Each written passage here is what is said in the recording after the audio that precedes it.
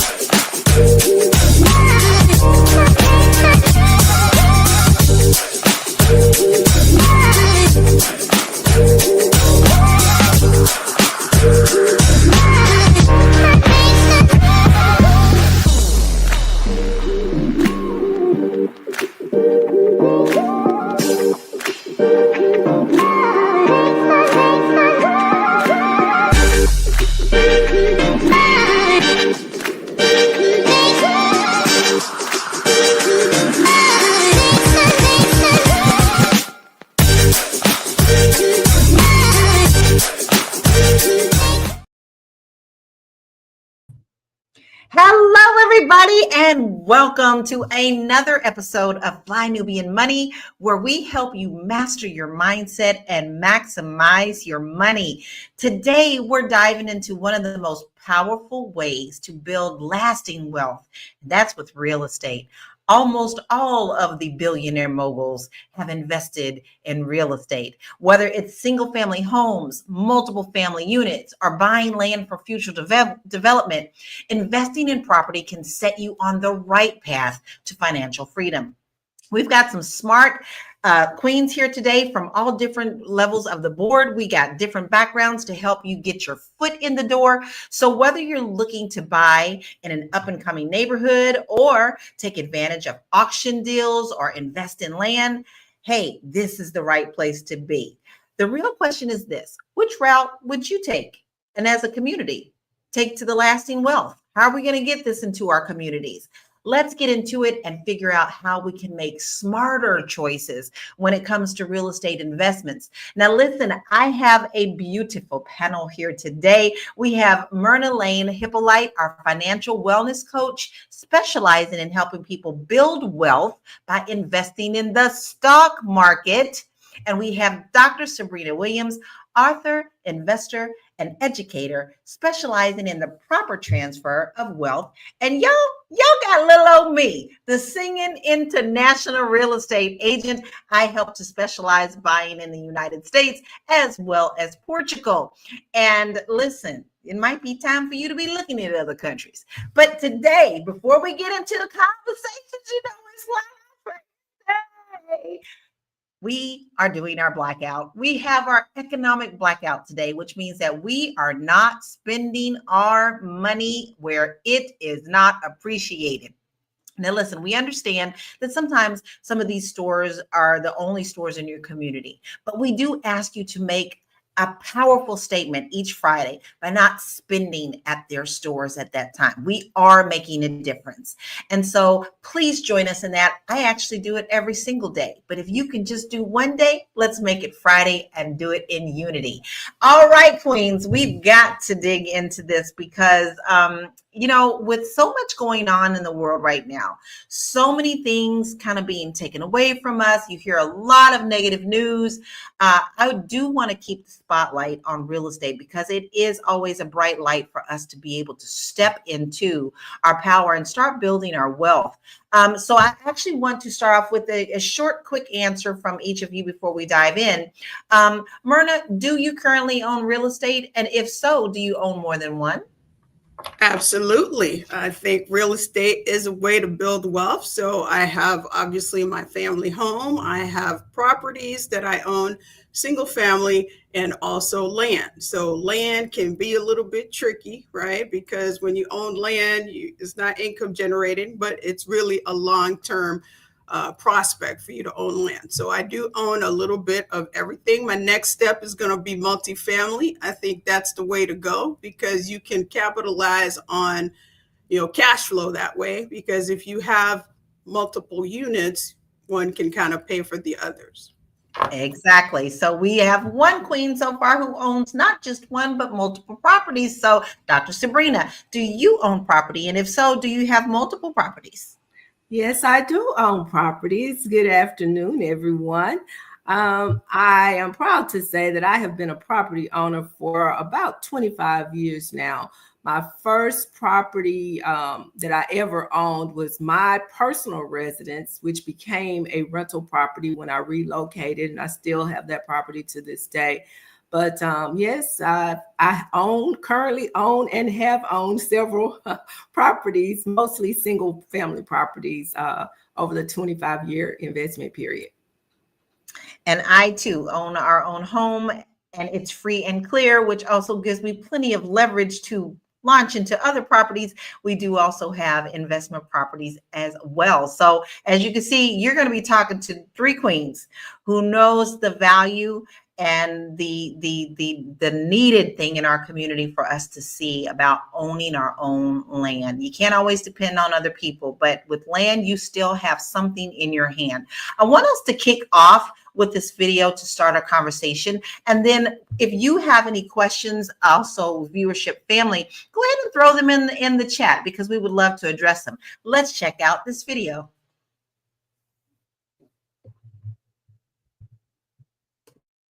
Where we at? I was buying property when nobody wanted to be over here. I'm talking snow on the bluff, everything you could think of. People were afraid to be in this community, but that's where your opportunities are. So I was buying properties for $500, $300, $1,000. People was like, there's a black hole over there. That's the hood of all hoods. And I'm like, worst case scenario, I get my 500 back or my 1,000. I could just sell it to somebody else at some point. Nobody wanted to be here. Stuff was cheap back then. So how cheap was stuff back then compared to now? I'll give you a prime example. So over in the Bluff, the West Side, where we at, I was buying property when nobody wanted to be here. Now, properties I was paying $300 for, selling for $150,000, just the dirt. When the last time was a property $300? Say this was 2009, 10, 11. Yeah, I was a kid. I ain't have $300. I was just sitting there like, damn, I could have got that somewhere. Nobody knew. Why did you know? Because How? this is what I do for a living. I have to know. Again, just studying markets and understanding. I'm like, damn, I'm a block away from downtown. I can't go wrong if I just invest in the area at those price points to be here. Now, properties. I am so happy that he did talk about that because one of the myths that people think is they must buy a certain type of property or it must be their dream property in order to get their foot into home ownership. So Myrna, I'm going to tap into you with this question. What do you think are some of the biggest mistakes that new investors or home buyers are making when they first buy their properties? I think one of the biggest mistakes is trying to get everything in a property. If this is your first time buying your first property, you can't have everything. Even if it's your fifth, sixth, seventh time, you can't have the perfect garage. You can't have the perfect bedroom setup. Something's got to give. So you need to realize that you're not going to get everything and you are going to have to make some concessions. You're going to have to realize that you're not going to get everything. What are the things that are non-negotiable? What are the things that you must have? And then you can work around some of the other things. Another mistake is that buying too much house, right? You get qualified for a certain amount of money. Let's say it's $500,000 and you want to buy $500,000 worth of house. That's not necessary, right? You get a house for your needs and you don't have to buy up to the amount that you qualify for. You get what you can afford. People often make the mistake and they don't budget, right? And they think, oh, this is just my mortgage. You can't just look at your mortgage. You got to look at insurance, property taxes. It's just a lot. There's a lot that goes into the calculation of home affordability. And what I see people do sometimes, first-time home buyers, is they underestimate the cost of maintenance for a house, right? Because it's not just what you have to pay. When you have a house, oh, wait, the water heater breaks down. Oh, I got a problem out here in the backyard. You've got to take into consideration that it takes much more to actually maintain a home. And so first-time home buyers don't think about this because they don't necessarily have that in their rearview mirror of experience, that a home ownership is really, really a lot. It's a big undertaking. It's a good thing because you want to be able to build wealth in that way and build equity, but you have to take into consideration some of those things that, as a first-time home buyer, you may fall into that pitfall and not realize it. And then sometimes what first-time home buyers do is skip the whole process of inspection because they're saying they're really eager, they got a good deal, and then they skip inspections. That's a no-no. Don't skip inspections because that can bite you in the butt later, because you don't want to be in a situation where you're spending money on something that could have been prevented if you got it fixed before you close on the deal. Exactly. And I can tag on to that. Being an agent since 2006, the very first thing I want you to remember, one of the most things that people take it for granted, is learning the process before you actually go through the process. And taking a class and that person will teach you. I've been teaching since 2006.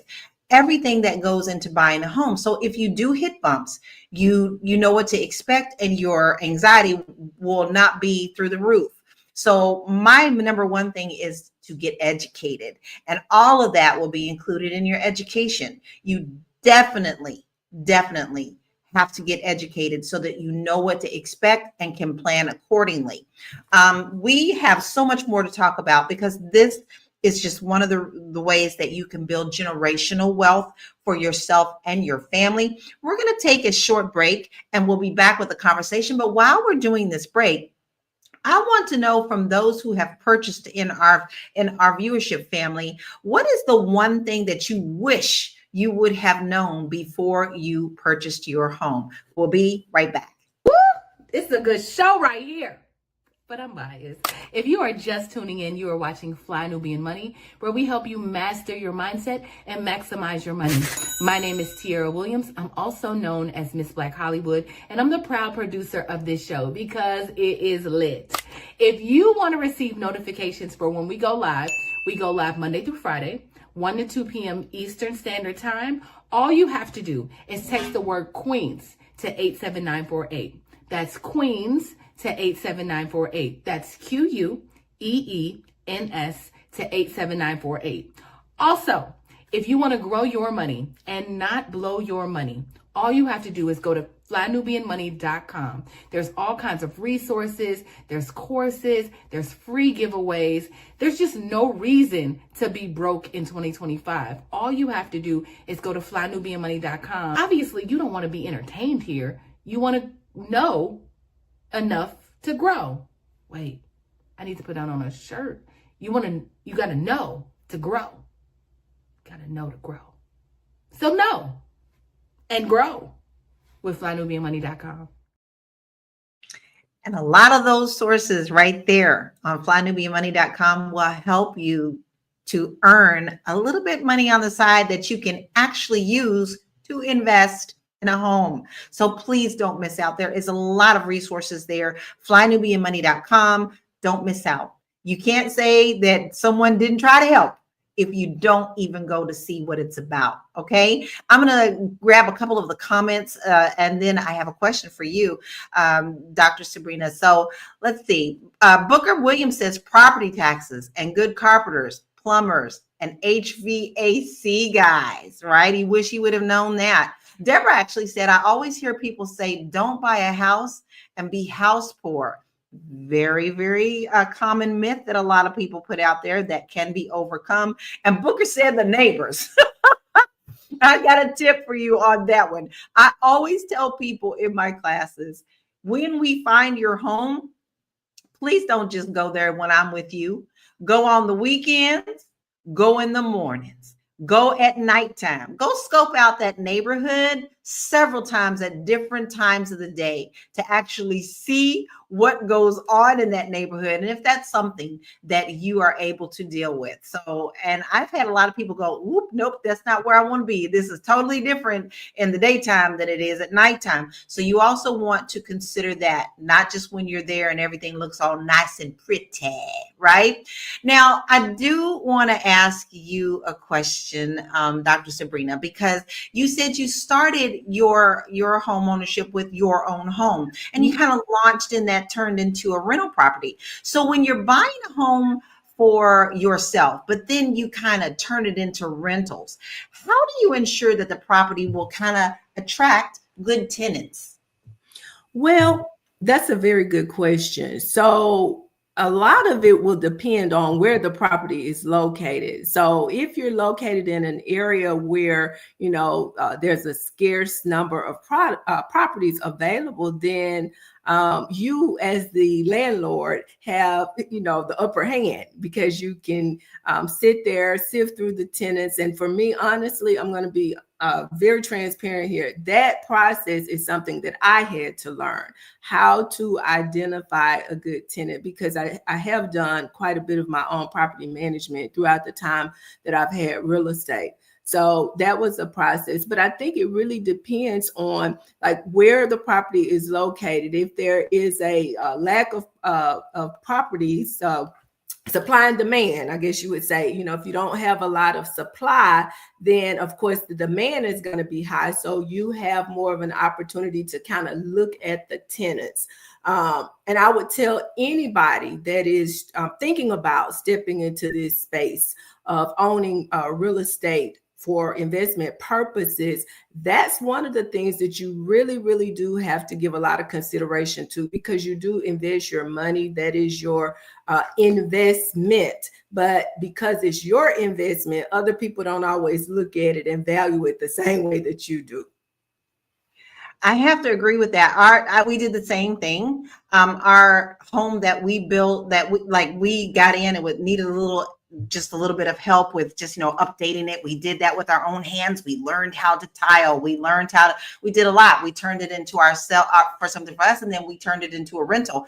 And even at the time when we just had started in real estate, I had to remove my emotion out of that house after that. And that's really hard, because now you're no longer the owner, you are now the landlord. And that is hard to swallow for some people, and it's really hard to switch. So that's something that you really have to think about when you are going to turn a home that you possibly lived in and got yourself attached to and created memories in, to turning it into a rental. But guys, we always like to have some stats, and I love having our numbers because it kind of backs up everything that we're saying. So let's check out a couple of stats about home ownership.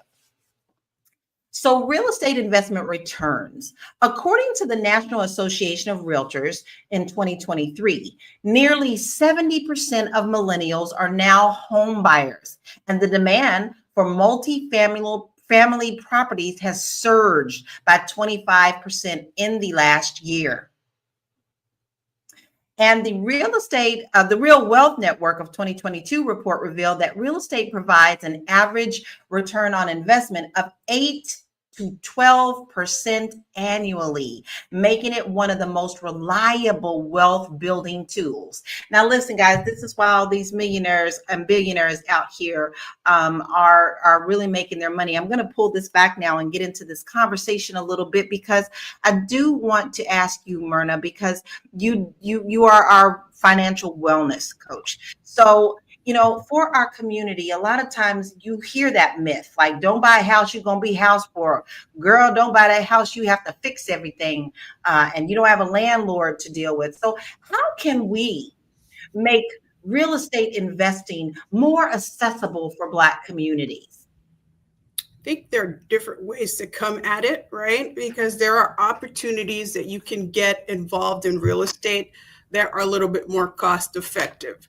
So if you're that first time home buyer, if you qualify, for example, for FHA loan, you would have to put less down. And so that makes it a little bit more affordable. So you have to know what your options. Certain municipalities, cities, do the research. They have ways to kind of help first-time home buyers. Not only do they have education type trainings, but some of them do provide money down for you to purchase your first home in that particular city. So you have to do the research in order to understand what it takes. And if you really don't have money and you still want to participate in the real estate game, there are still things like real estate investment trusts. So that's a way to participate in the real estate market without actually having to put in a lot of money, because real estate investment trusts, they invest in, offices, malls, etc., different opportunities, mortgages, depending on which side of the fence. And you can just go to your brokerage company and start and open a real estate investment trust where you can benefit from dividends and participate in the actual real estate market. So those are ways to participate in the real estate market. Another way to participate is by joining like a syndicate or doing a group, investing as a group. So a group of us can get together and say, we want to invest in a multifamily unit, and we put different funds together. Sometimes they're through excellent operators, experienced operators. So people who have the experience, they're going to go out there and do the managing of the property and understand what it's going to take to fill the property, the vacancies, and you just invest your money as an investor and you get a return 5 years down the line, or sooner if there's an exit. Exactly. So there are different ways to participate. Lala, I'd like to piggyback off that. I want to share something that happened this morning. I actually received a call from someone because people around my area know that I have investment property. The young lady was actually calling to see if I had anything available. And after engaging her in conversation, she shared that she's paying $2,000 a month, she and her husband, to rent a home. Now, I know this is broadcasting all over the country, and for some people, $2,000 a month may not be a big deal for rent, but I'm in Mississippi. That's a lot of money. And as I told her, that's more than my mortgage, actually. And I have a pretty nice size home, comfortable home. And so I engaged her in conversation because the question is, why are you paying $2,000 a month to rent a home when in Mississippi you can get all kind of home for $2,000? And the problem was, or is, the credit situation is not good. So I think one of the things that needs to happen is educating our people. As I told her, I can address what you asked me, which is to help you find somewhere else to rent, but that's not what you need. What you need is someone to sit down with you, help you put together a plan to get your credit straight so that you and your family can become home owners. And see, I think this is one of the keys that we are missing as a community. As you can tell, you have 3 queens here who understand the importance of real estate. But what you're getting here is the fact that we are turning around to extend our hands to you to help bring you up to the level of home ownership too. There's no gatekeeping here. This is how we help our communities grow and benefit from what we know is extremely important. They never gave us our 40 acres and a mule, okay? There is a reason that they didn't give that to us. And there's also a reason like why Blackstone is the corporation going around buying up whole communities and turning them into only rentals. If it wasn't that important, they wouldn't be doing it, right? We're going to check out another video. Let's check this out and get back into the conversation. Here are 3 types of real estate you can own for less than $200. Let me explain how it works. Imagine a big apartment building, but instead of just one person buying the whole building, a bunch of people chip in money and buy it together. The building has tenants who pay rent every single month, and that rent money gets collected and shared amongst all the people who invested in the building. That's exactly how a REIT works, a real estate investment trust. It owns properties like shopping centers, hotels, office buildings, and as these properties earn money through rent, that income is shared amongst all the people who invested in the REIT. For every share you own of a REIT, you are entitled income. Now, here are 3 REITs you can invest in for less than $200. Hospitality REITs. These are REITs that own hotels and resorts. Their income comes from hotel stays and other services. For example, Host Hotels. They own a lot of luxury hotels like the Ritz and the Hyatt. The second is industrial REITs. These REITs own warehouses, distribution centers, and other industrial spaces that are key to supply chains and logistics, often benefiting from e-commerce growth. For example, Prologis, the largest industrial REIT, focusing on logistics and facilities around the world. And they have tenants like Amazon. And number 3, office REITs. These own and lease office buildings to various businesses, including corporations, tech companies, and government agencies. For example, Alexandria Real Estate Equities. They specialize in owning office and laboratory spaces. They have tenants like Pfizer. So do your research and decide if you want to build a passive income as a REIT investor. But remember, I can't stress enough that one of the very first things that we all need to do, and we all need to do it. I mean, sometimes we get in our own bags. Sometimes we're taught wrong. Sometimes we just take in things that people tell us that are wrong. Listen, you don't necessarily have to start with your own home. REITs are one way to get in and start to build your wealth so that you can take those funds and to put them into your own home. And you don't need much to get started into those. You just need to do your serious research on who is a part of those. You don't want to get into situations where people are not trustworthy. Now, usually every state, every city has some type of investor convention or meeting.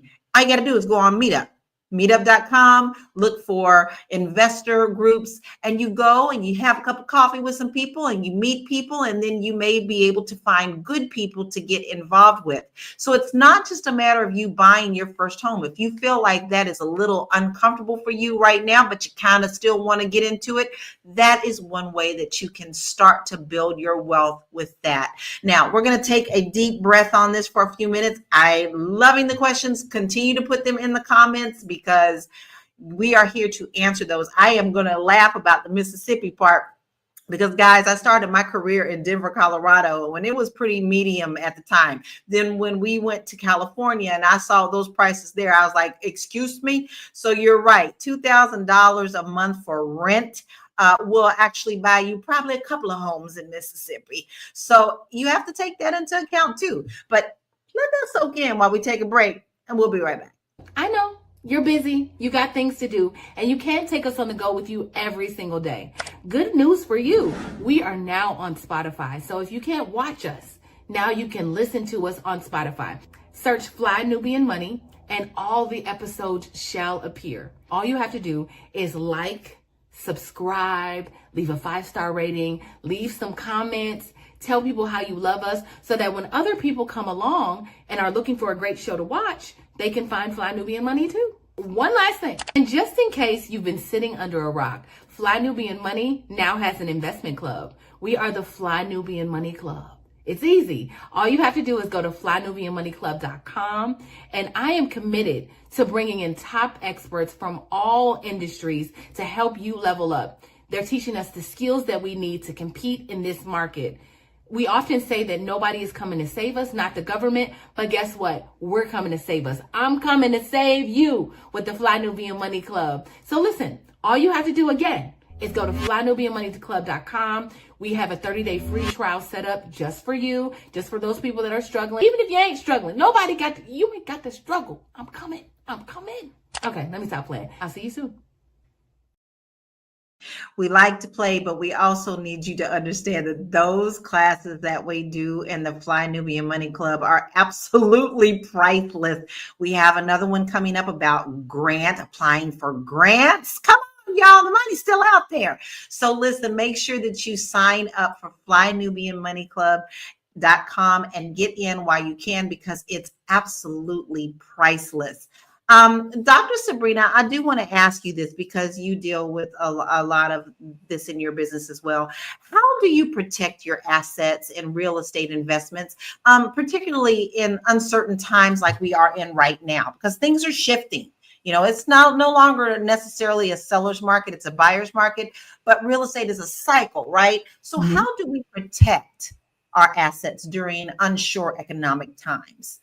Well, I won't just say during uncertain economic times, but to answer your question, I protect my assets through trust. And I know that's probably a topic for a whole conversation right there. But I had to learn some things the hard way. Went through an experience where I almost lost everything that I had spent 20 something years working for because I was not properly protected. So, you know, there's one thing, Laura, to have a conversation around building wealth, but certainly we have to know what we need to do to protect the wealth that we have built. So everybody knows that we live in a society now where if you look at somebody wrong, they want to sue you for the most minor infraction. And if you are not properly protected and you're not properly structured, you can end up losing what you have built. And so the answer to that question for me personally is I protect mine through a series of structures, entities, as well as trust.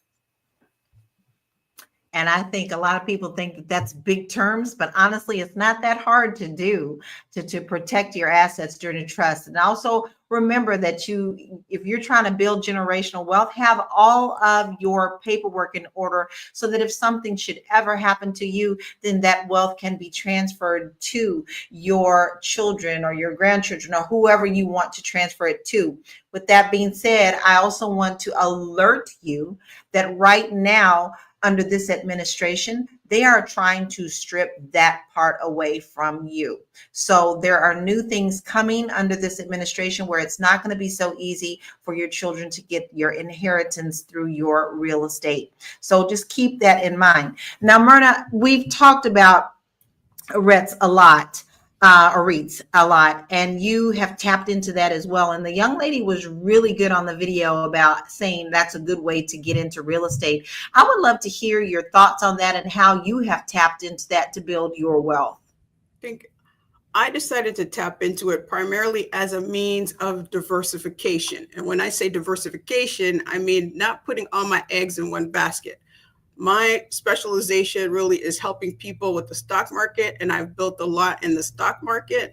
But real estate investment trust is a very simple way that provides, the day-to-day person easy access to invest in real estate. Like all you have to do is have a brokerage account and buy a real estate investment trust, and you can participate in the real estate market. What I like about real estate investment trust, and some of them, and this is not investment advice, but there is a real estate investment trust called Realty Income. The ticker symbol is O, and that generates about 5.6% in annual dividends. So when you're investing, right, you want to be able to have that annual income coming in. And so REITs not only allow you to participate in the real estate market, but you also get additional extra monies as dividends that you can use and that can potentially be grown so that you can deploy that to buy, your actual physical real estate. And so it's a low barrier to entry way for anyone to jump in there and invest. And so you can open a brokerage account, and let's say you go and you say you want to buy a real estate investment trust. You can buy a share, you can buy a piece of a share, whatever you can afford. So it's a low cost way for you to get involved in that real estate market and diversify, not have all of your financial eggs in one basket. I think that's great advice across the board anyway. You should never just have all of your eggs in one basket. You never know. Stock markets can crash. The real estate market can crash, but everything, absolutely everything is a cycle. It goes up and down. So I'm going to share how that cycle works with you. When we purchased our first home in Denver, Colorado, I wasn't in real estate. I was just the wife, and we were going to buy a home. Now, we actually just went on an adventure with that. We actually took courses on that to learn about the process. And we got in our house in 2003. When we got our house, it was right before the crash. Denver crashed a little bit earlier than everyone else. So when we purchased our home for a certain amount. And within that next year, that home went way down. But instead of being freaked out about it, we knew that we were going to hold that that home for a long time. By the time we were ready to sell that particular home, it had quadrupled in price. So don't be afraid of the ups and downs. Learn how to ride that wave, because with everything, there's always risks. But if you know how to tap into the positive parts of those risks and watch what the rich do sometimes, you may be able to get in on a really good deal at things like that. I will never forget that was we didn't refinance, we did nothing, and we got more than enough return on that house that we first bought into. But let's look at a couple of more stats and continue the comments coming, because we absolutely love what you're saying. And we can tell that you're soaking it all in. We love it. So neighborhood revitalization. As per a 2023 report from Urban Institute, 40% of gentrifying neighborhoods have seen a significant increase in property value, offering investors a potential long-term profit. I know all about this, y'all. A 2022 report by American Land Market Study shows that land in certain rural and suburban areas has appreciated by 6 to 10% annually, offering solid returns for those looking for long-term wealth creation. Listen, like we said, real estate is a good investment. Don't be afraid, like that first video said, to invest in areas that you may think that are, oh, I don't know if I want to buy in that neighborhood, because I'm going to give you a perfect example. Listen, Compton. I have sold more properties in Compton, California, and I would love to sell more in Compton than even Beverly Hills, because Compton is an up and coming area. It is not the Compton that you grew up with when you saw the movies and all the gangs and all that stuff. It's not that. That area now has become so gentrified, and now a lot of those properties are over $1 million. So many people who have purchased when it was low are now reaping the benefits, and other people are seeing investors are coming, and now it's become a really good area to invest in. So, your first thought was Compton. A lot of my family from Louisville, Kentucky thought I was crazy. You're in Compton? Yes, I'm in Compton, and I'm absolutely perfectly fine in Compton. So get out of your head, because if you see an opportunity, that opportunity may turn into cash. Now, listen, I'm going to tap back into you, Myrna, because I know that you've done a lot, and we've talked, and as actually mentioned in the comments, how important is it when you are buying homes to network, not just with other investors, but with contractors and agents such as me and other professionals in the industry? How important is that for you to network with people? It's absolutely important, because that's kind of where you find leads. That's where you hear about different opportunities. So connecting with real estate agents, those people often have an in with different opportunities. Connecting with investors, even if you may know, hey, I can't afford to tap into a multifamily right now, but join a real estate club. Tap into the organizations that finance multifamily units. So there are tons of organizations out there that are often looking for investors.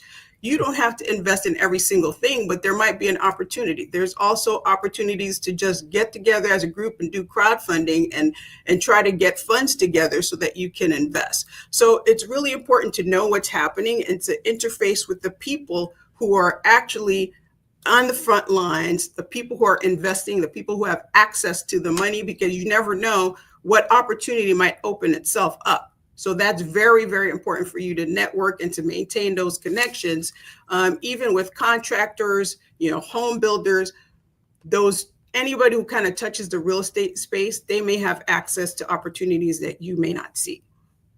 And you need to learn this very, very quick thing. Put it in your head. OPM, other people's money. Other people's money. Because there are plenty of places where you don't have to invest a whole lot, and you can leverage off of other people's money to launch yourself into. So there's a lot that goes with this. I think that a lot of people think that it's complicated, or they may be afraid of what people have told them in the past about home ownership. Some people don't always have a good experience with it because they didn't get educated. But get out of your own head and take the time. We have another queen that you see on this network that says Google that shit. Make sure that you go and Google it. It's just as simple as going to Google to find the resources in your area. So if you're in Jackson, Mississippi, you could put in Jackson, Mississippi investment clubs, Jackson, Mississippi contractors clubs. Get in there, talk to title companies, befriend real estate agents, make friends. That Deborah, make friends with contractors, electricians, plumbers, and roofers, right?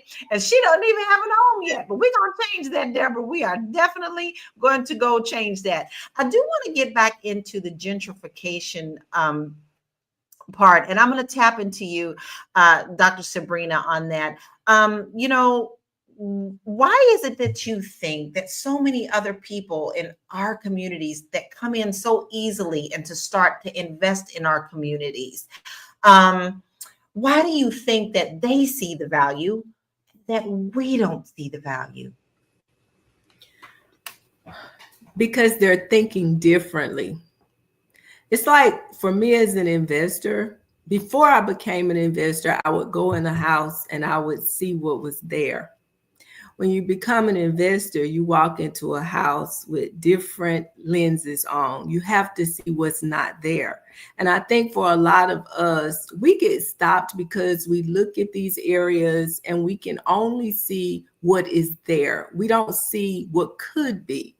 And I think a lot of people come into our communities not looking at, the disparities, the torn down houses, the boarded up. They're looking at what it's going to look like once they finish, once they pool their resources together. They see that hotel sitting on that property. They can see that multifamily property sitting on that property. We just cannot see it. So I think it's our vision is so limited because we're only looking at what we see and not what could be.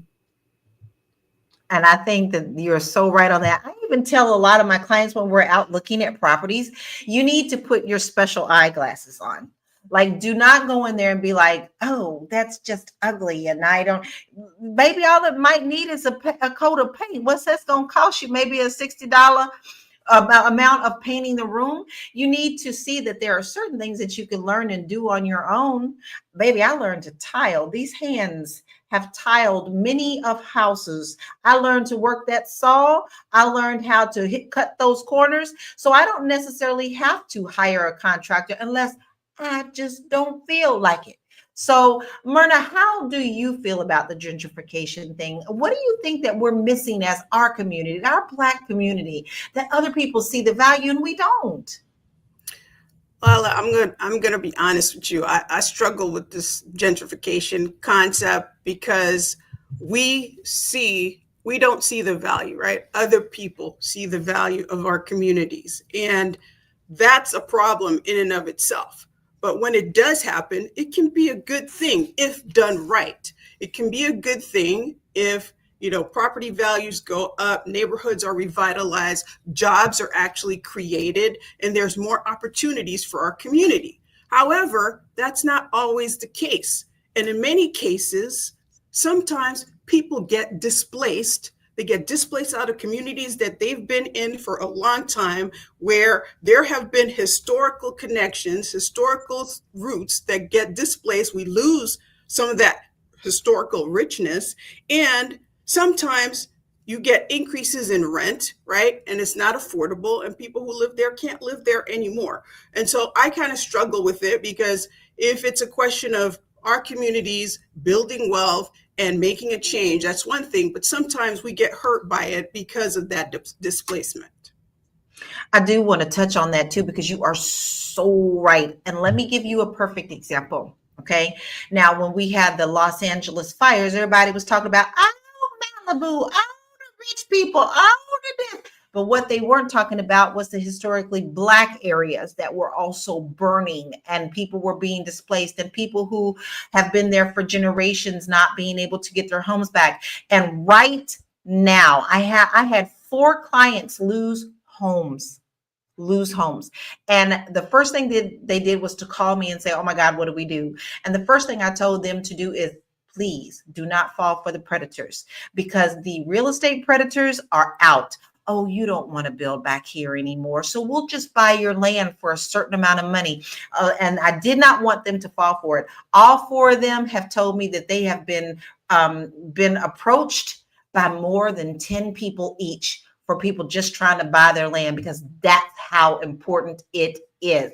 We're going to take a short break, take a deep breath, because that makes me a little angry. So know that that is valuable, or else they wouldn't be coming and sniffing around your door. All right, we're going to take a break. We'll be right back.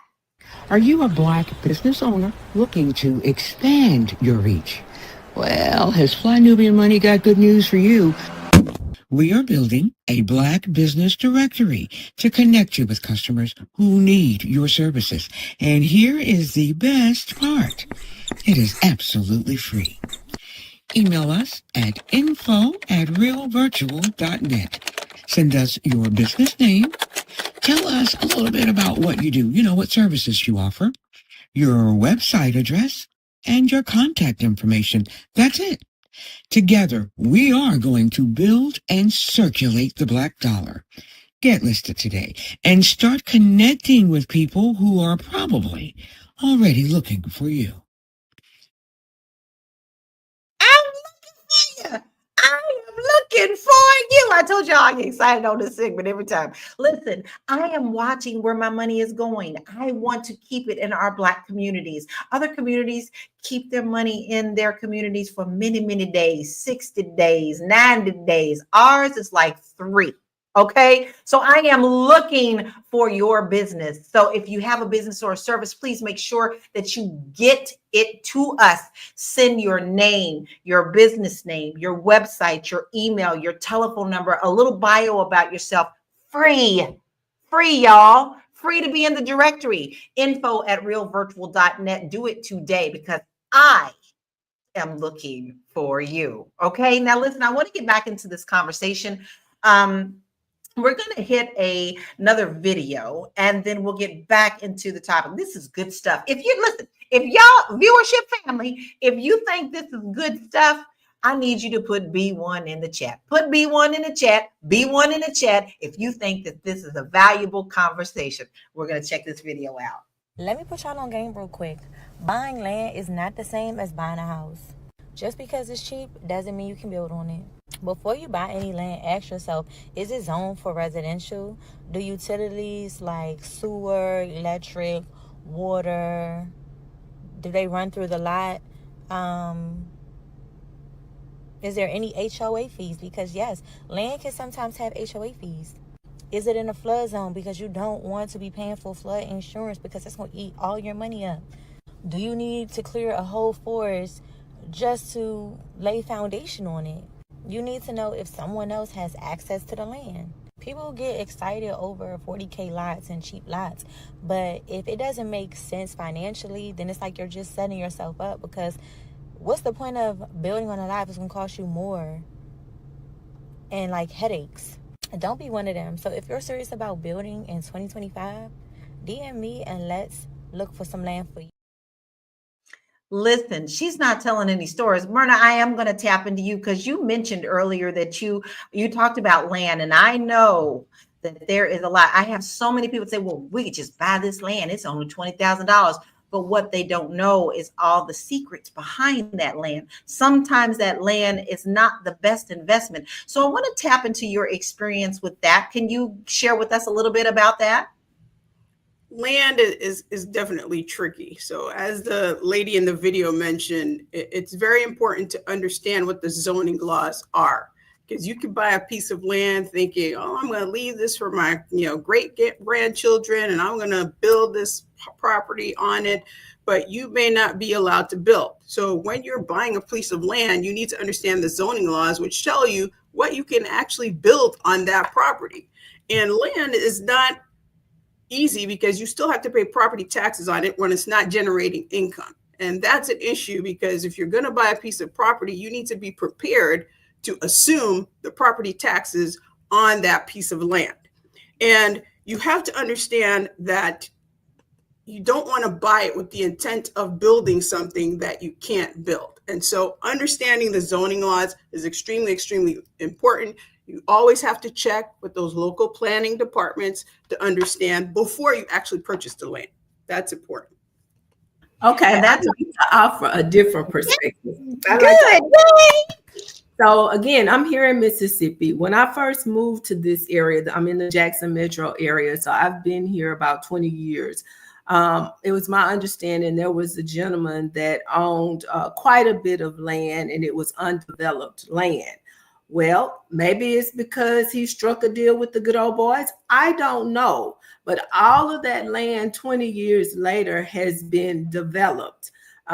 This gentleman, as I understand it, gave the state of Mississippi so much of the land on which to build a school.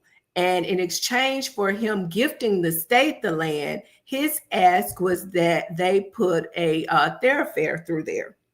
And since that time, it has built up significantly. This is between Madison, Mississippi and Ridgeland, Mississippi, Highland Colony Parkway.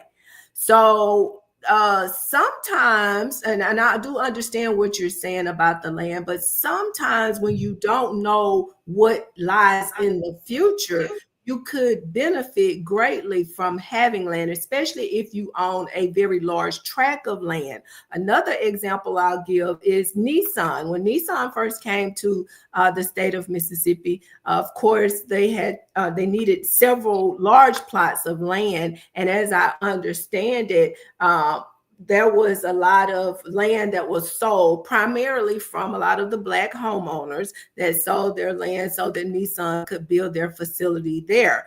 Another example I'll give is in the Delta, Mississippi Delta, when the casinos came to the Delta. Now, this one hurts my heart, Laura.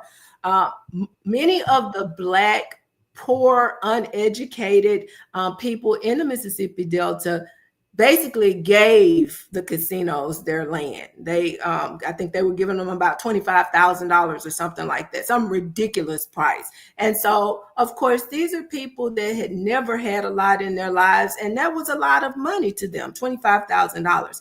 But as I understand it, some of the white landowners leased their land to the casinos for 100 years. So what does that mean?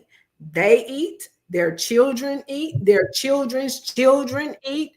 So land can, in fact, there are different ways of looking at it. If you're just buying a tract of land to build on, maybe you do need to look at all of those nuances. But if you are buying large tracts of land to hold for a period of time, you never know what the future holds. You don't. And this is where we get back into talking about networking and really partnering with a good agent, because a good agent will always know what's going on in that area. Just because you choose an agent doesn't necessarily mean they may know one certain area that you're interested in. Like me, I will go to many planning organizations. I will go and sit and listen to those things to see what they are going to plan or put into those plans for 10 years down the road. It's worth your time. Sometimes they can be boring, but sometimes they can be a wealth of treasure of finding out what exactly they kind of plan to do. So then you can make a choice of if you do want to invest in that area, knowing what might be coming down from the pike. So listen, it is pros and cons, right?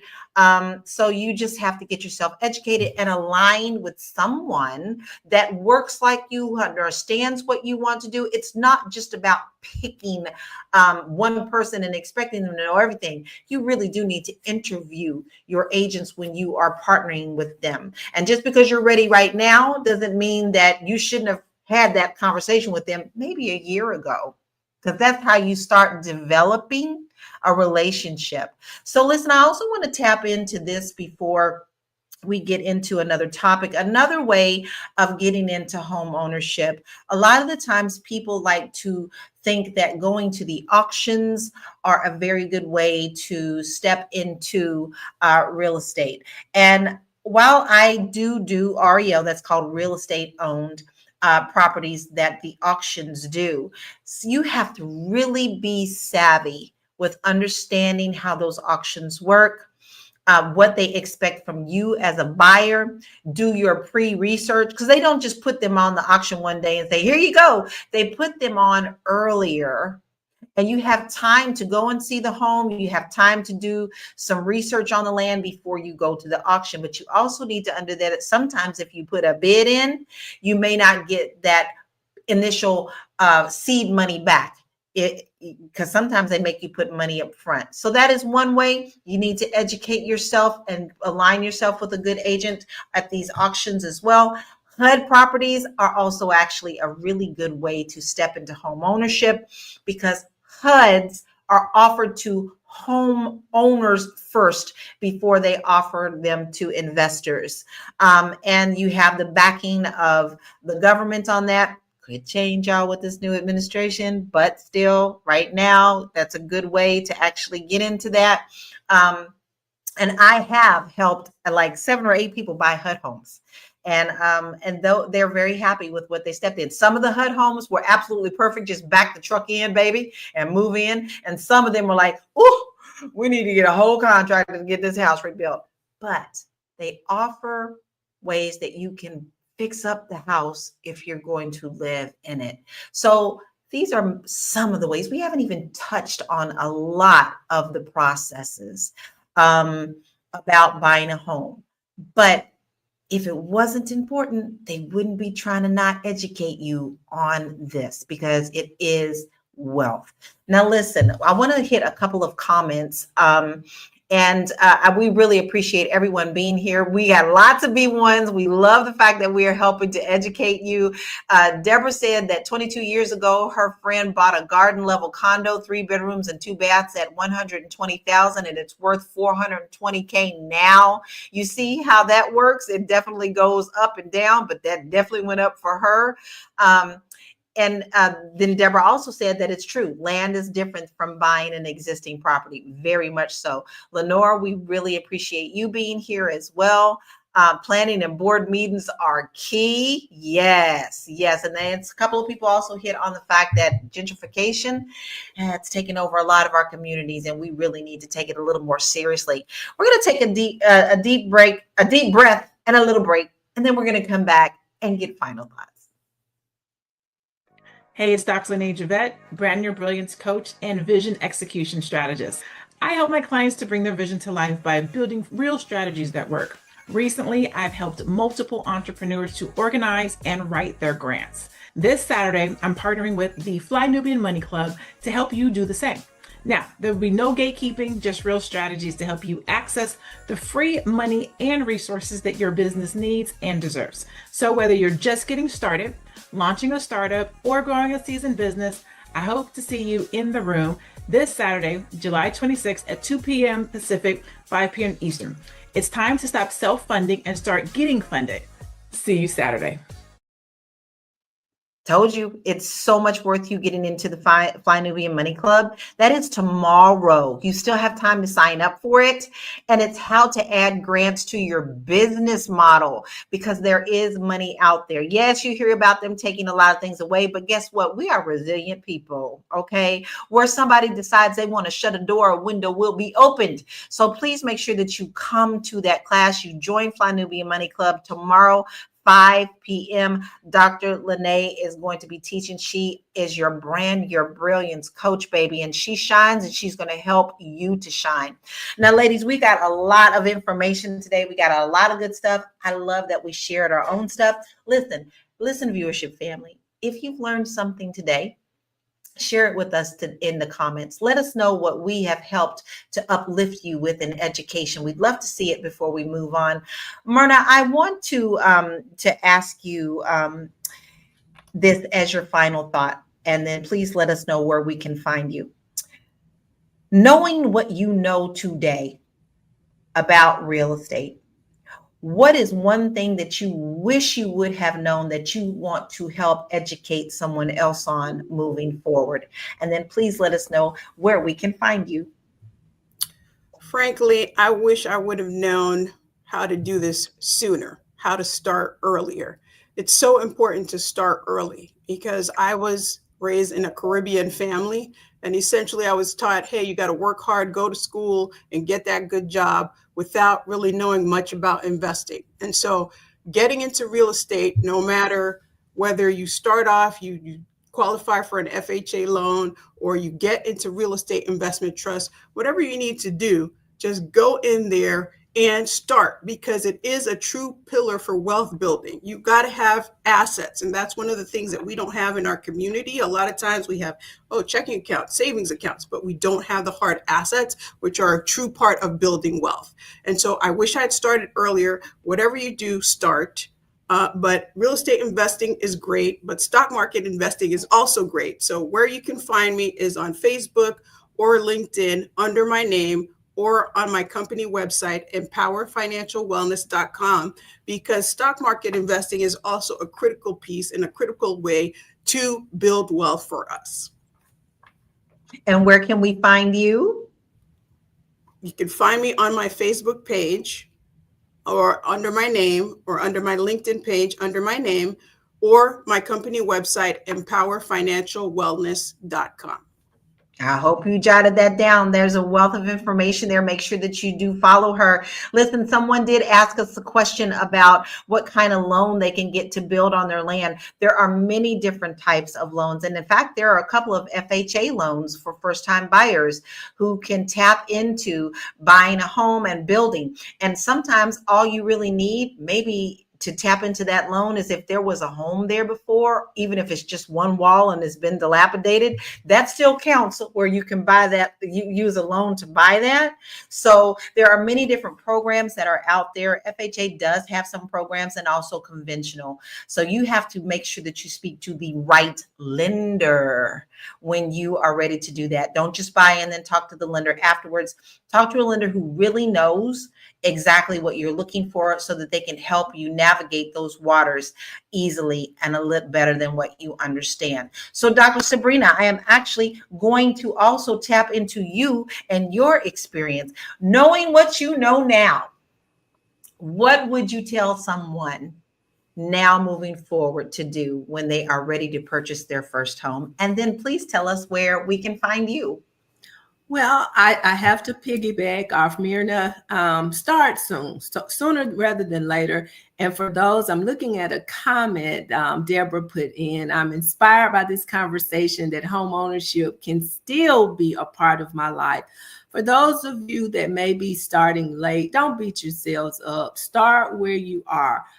Many times in our communities, our parents, our grandparents have done the best that they can with the knowledge that they've had. And a lot of things did not get passed down to us just because people simply did not know. Which is why I'm so grateful for platforms such as the one that we are on today, and people such as Dr. Boris Watkins, who are providing not only the information that we need, he is connecting us to the resources that we need to move forward and to do things differently. It's not too late. Take the time out to educate yourself. That's what I am, an educator. First and foremost, I want to make sure that my people have the knowledge that they need and the confidence that they need to go in and change their situations. Home ownership is a wonderful way, a wonderful start to building wealth. And once you have your personal residence secured, then it's time to step into those investment properties. And that's how you put your wealth building on speed. you 10x it, as a matter of fact. So I am Dr. Sabrina Edmond Williams, educator, author, and investor, opening minds and closing contracts. I am so noted, and I'm so excited and so delighted because I have a check to go pick up once I get off this call today. I'm excited. I would love to work with you in your efforts to learn more about how to properly protect and transfer your wealth to the next generation. You can follow me across social media platforms at I Am So Noted, and that is IAMSEWNOTED. I Am So Noted. Sounds like a song, y'all. Get that jingle in your head. Make sure that you please go and visit Dr. Sabrina. She has a lot of good information for you. That's excellent advice. And here's my thing that I wish someone would have told me. Even though I took education classes, they talked about how important it was to actually understand the home process. But what they didn't hit is how to choose a lender and how to choose a real estate agent. When I purchased my home, I was not in real estate, and I had one of the worst real estate agents ever. He made it very difficult for us to have a really good time in finding our new home. We did about 95% of the work. And then in the end of it, my man showed up in sweatpants to pick up his check at the closing table. So my advice to you is to make sure that you align yourself with people who have your type of values and understand the process, and also takes your business very seriously, because this is a big investment and you want it to be enjoyable. Not to say that there won't be any bumps, but hey, the more you know, the better it will be on those roller coaster rides. Now, listen, I have something really exciting to announce today. I have a first-time homebuyers class coming up August 16th. It will be a 3-hour course. It is called Wish List to Welcome Mat.